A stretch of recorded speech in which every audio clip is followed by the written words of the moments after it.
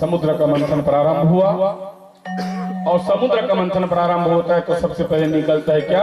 हलाहल विष। और उस विष को लेकर के भगवान महादेव के पास में गए और भगवान महादेव के पास में जाकर के उस विष को देते हैं। भगवान उस विष को ले लेते हैं जी, और लेकर के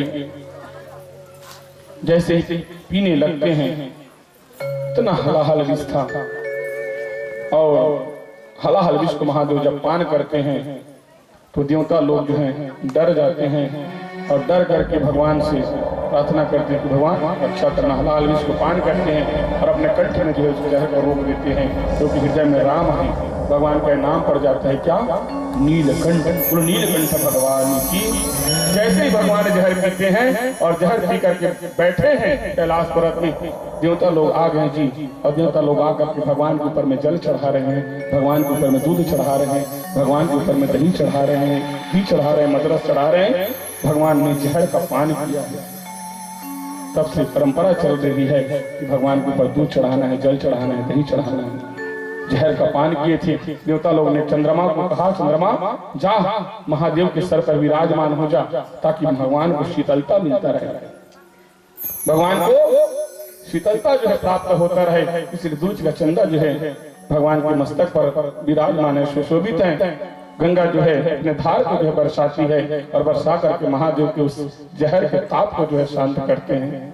संसार में सुख को बांटने वाले बहुत मिलते हैं जी। संसार में सुख को बांटने वाले तो बहुत मिलते हैं, लेकिन दुख को बांटने वाला कोई नहीं मिलता। दुख को बांटने वाले कहाँ मिलता है? जब भगवान शंकर जो है विष का पान कर रहे थे, माता पार्वती जो है बगल में खड़ी थी, अपने दोनों बच्चों के आंखों को बंद करते और आंखों को बंद करके कहती है, बेटा मत देख, तेरा पिता जो है जहर पी रहा है, तेरा पिता जहर पी रहा है। भगवान के गले में नाग था। नाग ने कहा है कि महादेव आप जहर पी रहे हैं। उस जहर को जो गिरता है, भगवान जब पीते हैं जहर को, नाग जो पी लेता है। भगवान के मुंह से जब झाग निकलता है, नंदी जो है दौड़ते हुए जाता है और नंदी दौड़ते हुए जाकर के महादेव के मुंह के उस झाग को चाट लेता है। भगवान ने देखा है और देख करके सबको अपने सीने से लगा लिया और सीने से लगा करके कहा है कि भैया सुख का बंटवारा तो है, लेकिन दुख को बांटने वाला कोई नहीं होता। इसलिए जाओ, हम सब तुमको वरदान देते हैं कि आज से तुम हमारे गणों में जो है गिनती आओगे। बोले विश्वनाथ भगवान की।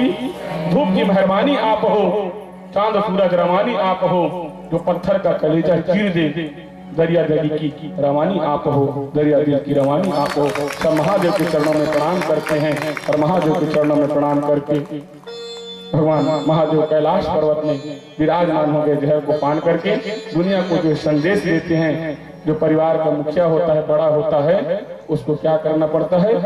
जहर पीना पड़ता है। भगवान सबसे बड़े हैं ना, इसलिए उसको बूढ़ा देव कहते हैं।